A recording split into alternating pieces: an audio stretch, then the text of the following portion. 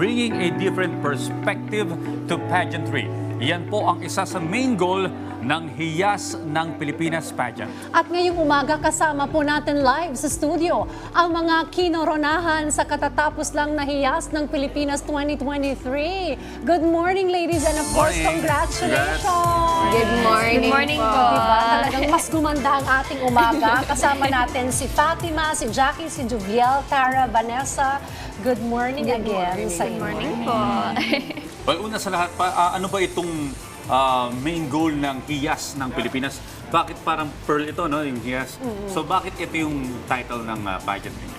So, since the meaning of Hiyas in English is a gem, so each of us from different provinces and cities is a gem. So, we want to highlight the beauty, the culture, and the tradition of our provinces because we are Hiyas. Ano ba yung aim nitong pageant na ito, especially towards aspiring beauty queens na kagaya ninyo? Well, so Hiyas ng Pilipinas actually is so much broader than just being a beauty pageant.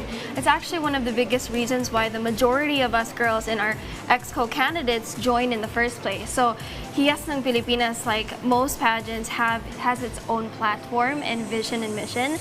And what's really wonderful, ever since the time that we got crowned, the day after that, we are already planning and plotting everything that we can do when it comes to giving back to the community.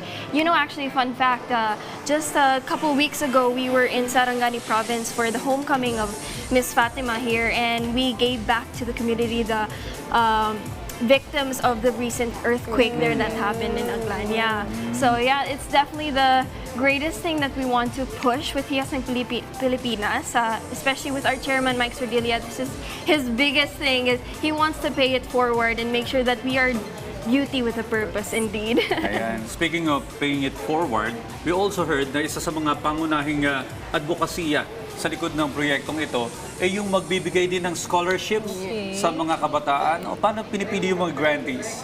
So the Hiyas ng Pilipinas Foundation really aims to give back to the community and aims to give access to free quality education to all. One of the steps that the foundation will do is to conduct an initial interview for the aspiring scholars. So first, we will ask for their informations. We will also ask for their educational background and of course financial background. And they will take an exam to determine whether or not they're really deserving to be part of the scholars of Hiyas ng Pilipinas Foundation. And we're really grateful to be part of this foundation because they really, as what Jackie said, they really believe in paying it forward. So one of also the steps that they will do once the scholars graduated, they will either choose between serving as a volunteer in the foundation for 3 years or choosing their own beneficiary or scholars that they will also help. So we're really grateful to be part of a foundation that gives back to the community and is aligned to our personal advocacies as well. Definitely. Ang ganda, no? Talagang yung hindi lang ito pagandahan, ano? Talagang with a cause. At tumutulong sila. Pero may napansin ako, ang ganda ng boses mo. Salamat Kaya po. pwede ka ring reporter. Ano? Salamat po. Sana po. Ano? Alright, kwentuhan niyo naman kami ng inyong journey. Paano ba kayo naging bahagi nitong Hiyas ng Pilipinas? Well, it was really great. We had our screening in August, and from the very beginning of our screening up until now, we really feel the love and the care of our organization, the Hiyas ng Pilipinas, and of course with our dear Chairman Mike Sordilia, who has been taking care of us, not just with all of us five, but with all the candidates. And that is really something that we would love to share with all the ladies out there. So with the upcoming screening of Hiyas ng Pilipinas, stay tuned, please follow and like the page of Hiyas ng Pilipinas for updates. Thank you. Okay. Si Vanessa naman, I understand, counselor ka, no? Municipal counselor siya ng Ay, konsehala. Pangasinan. Queen sa hala. Queen Fihala. Queen Fihala. Okay. So how are you arranging your schedule? Kasi marami ka ring mga projects sa iyong mga constituents and you're also joining pageants. Yes, actually being a municipal councilor, it was never my plan. But I strongly believe that that's God's plan for me. And I work to address the needs of our constituents, my constituents in Basista.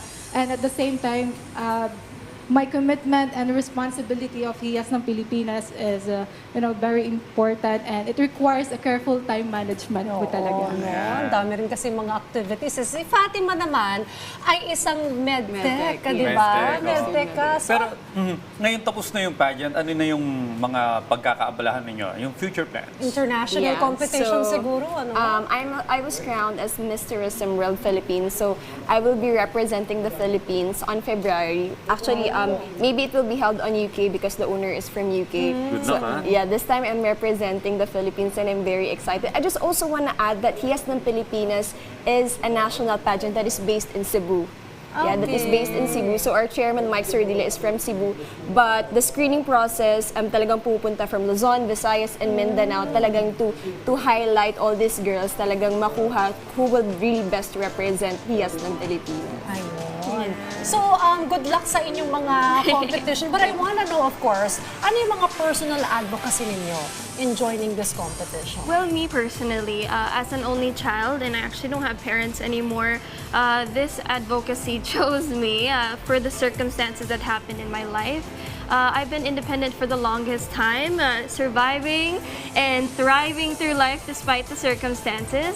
So I am an advocate actually for children who've been abandoned and are struggling with disabilities and have actually been bedridden their whole lives. So I've done personal initiatives myself, even being alone, because, honestly, there was a time in my life where I self-reflected and I thought to myself, I feel like we all feel this way sometimes. Oh, my own problems, this is how I feel. But if you really put a broader picture and really look outside, there are a lot of people who are struggling. There are a lot of people who have less than you. So what's important for me, and especially for all these girls and our chairman, Mike Sordilla, is to make sure that you don't focus on yourself, but to really give back, put yourself in other people's shoes, and make sure that every little step makes a big difference.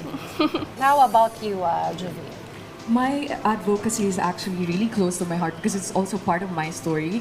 I grew up as an eldest child and we grew up in a poor family, so it was really hard for me to have access to nutritious food and quality education. So it's really one of the things that I advocate for right now. Quality education and food security. It's really something na matutulungan po talaga ang lahat ng tao. And it's two things that will lead to success. And with this po, it will really help the children, especially in the Philippines. And having access to these things po should be really important because this should be a right, not a privilege po talaga. Okay, Ms. Tara, can you tell us more about your advocacy? I don't know if you're familiar with Maya Angelou po. She was a poet, woman of color, and also a victim of discrimination. And her story is actually the foundation of my advocacy, which is the anti-discrimination, because a lot of young girls out there experiencing bullying from just being different. So just like her, I wanted my life to be a testament to all young girls out there that being different is okay. Okay. And of course, si Quincy Hala, anong iyong My advocacy? personal advocacy is that empowering generations, promoting intergenerational support and well-being, which is centered around creating a society where everyone, the children, women and men, elders, and LGBTQ plus community can thrive together.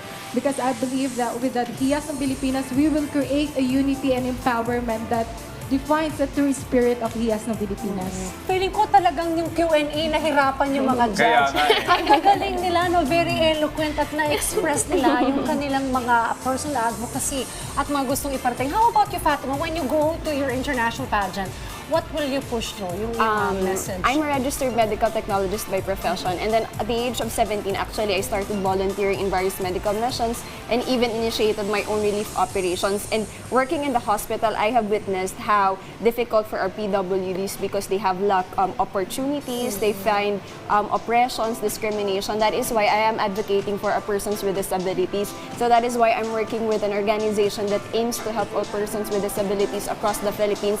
And together with, of course, Hiyas ng Pilipinas, I know that we can touch so many lives of our PWDs. That is why during my homecoming in Sarangani province, we also have two recipients of wheelchair. That is why I'm very thankful, of course, because we got to collaborate with different organizations, non-government organizations around the Philippines together with Hiyas ng Philippines. May maganda yung advocacy na mo, lalo na Good yung luck, pag, Thank you very yung much. issue ng accessibility sa Yes, mga PWD, infrastructure, yeah, no, true, for true. persons with disability.